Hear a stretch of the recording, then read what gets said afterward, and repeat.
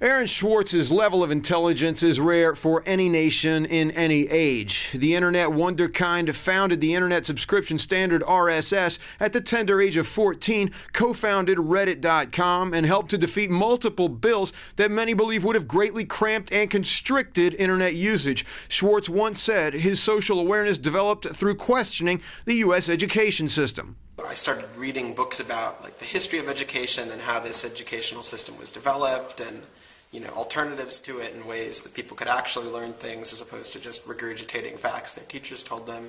And that kind of led me down this path of questioning things. Once I questioned the school I was in, I questioned the society that built the school, I questioned the businesses that the schools were training people for, and I questioned the government that, set up this whole structure. Schwartz's family and his girlfriend are now questioning whether he had to die. The family fired a statement at the U.S. government saying that Aaron's death is the product of a criminal justice system rife with intimidation and prosecutorial overreach.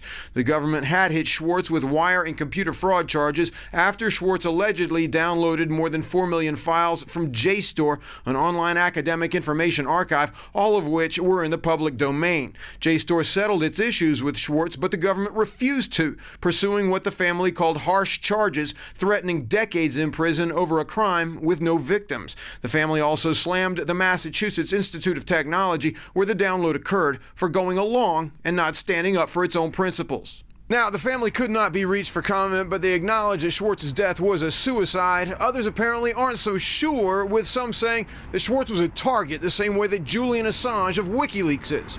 Internet show hosts such as Alex Jones are pointing out that Schwartz's work had drawn attention from places such as the Secret Service. Jones says that the Presidential Protection Agency took over Schwartz's case 2 days before Swartz died, pointing out that such involvement falls well outside the Secret Service's mandate. Schwartz's work revolved around social justice, and he'd made enemies on Capitol Hill by successfully opposing and defeating wrong-headed congressional efforts to control the internet. Last year, he opposed President Obama's drone kill list, laying it out clearly on Russian television. The other week we saw a story where Barack Obama has a weekly Tuesday terror meeting where they go through a kill list of people that he's allowed to execute via drones.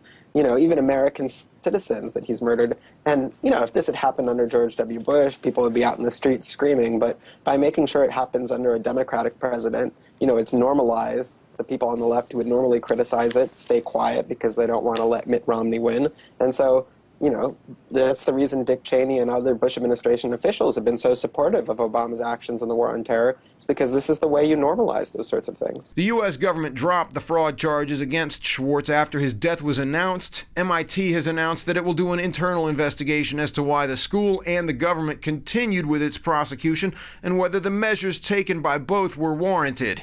Swartz was 26 years old. Hank Flynn, Press TV, New York.